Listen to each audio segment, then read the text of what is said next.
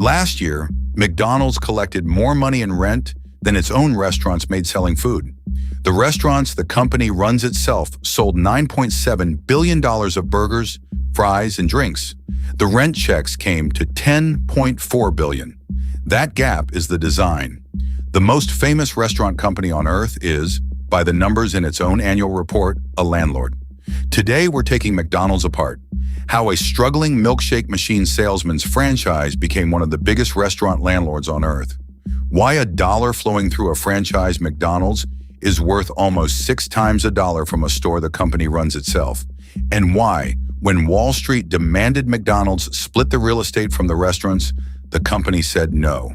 The story starts in 1956 with a man most people have never heard of. Ray Kroc's young franchise company had a problem. It sold 15-cent hamburgers, took a small cut from each franchisee, and was barely staying alive. The fix came from his finance man, Harry Sonneborn, and it had nothing to do with food. Form a real estate company, Franchise Realty Corporation, control the land and buildings underneath the restaurants, become the franchisee's landlord, and collect rent with a markup, reportedly 20% at first, more later. Sonneborn described the philosophy to Wall Street in words recorded in John Love's History of the Company. "We are not technically in the food business. We are in the real estate business. The only reason we sell 15-cent hamburgers is because they are the greatest producer of revenue from which our tenants can pay us our rent."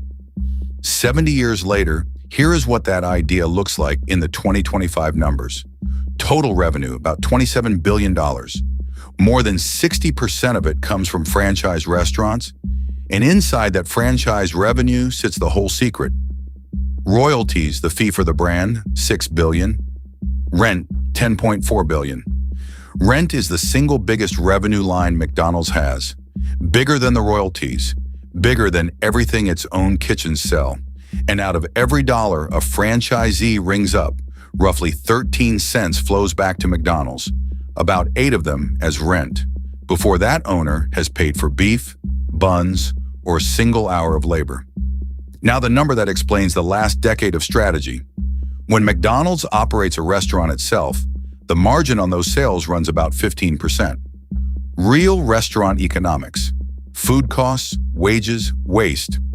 When a franchisee operates it and McDonald's simply collects rent and royalties, the margin on that stream is about 84%. Same arches, same menu, almost 6 times the margin.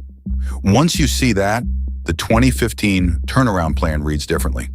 McDonald's announced it would sell roughly 4,000 of its own restaurants to franchisees and push the system toward 95% franchised. The press called it refranchising.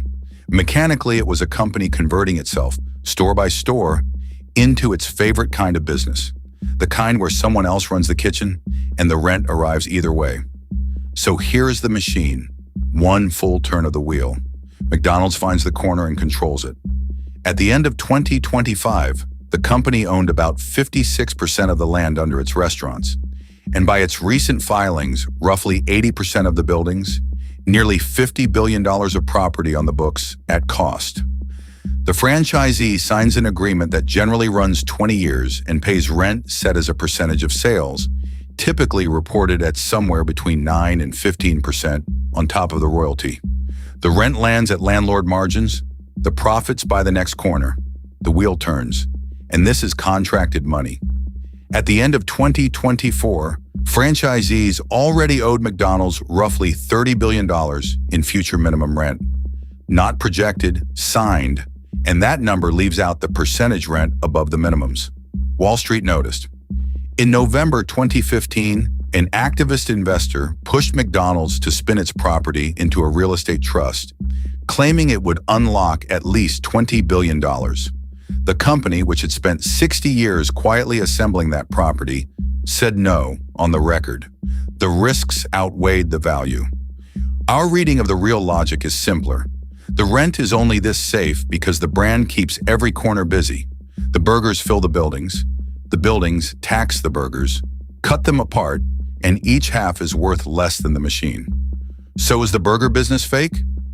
No. The royalties alone are a $6 billion brand machine, And McDonald's will tell you, correctly, that it is a growing restaurant company racing toward 50,000 locations by the end of 2027.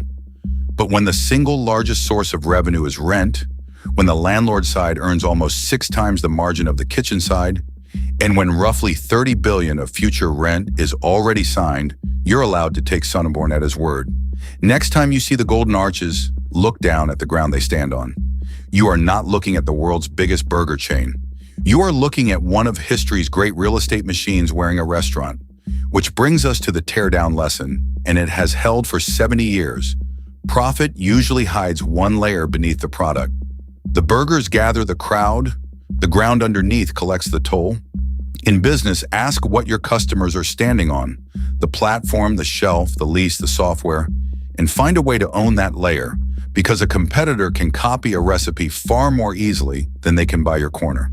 And in everyday life, one habit, when a deal looks suspiciously friendly on the surface, look one layer down and find out who owns the floor. Tomorrow we take apart IKEA, the store designed as a maze selling meatballs by the billion, that turned you into the last unpaid worker on its assembly line. Subscribe so you don't miss it.